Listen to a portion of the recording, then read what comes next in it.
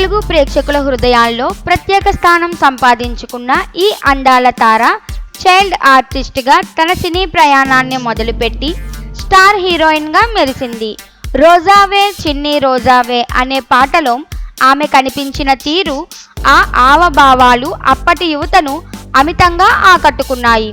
తమిళం, మలయాళం, తెలుగు సహా పలు భాషల్లో అనేక హిట్ చిత్రాల్లో నటించి దక్షిణాది సినీ పరిశ్రమలో తనదైన గుర్తింపు తెచ్చుకుంది.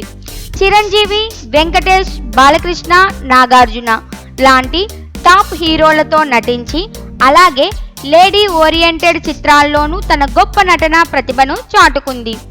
దృశ్యం వంటి సినిమాలతో రీ ఎంట్రీ ఇచ్చిన మీనా తన సహజమైన నటనతో మళ్లీ ప్రేక్షకులను మెప్పించింది.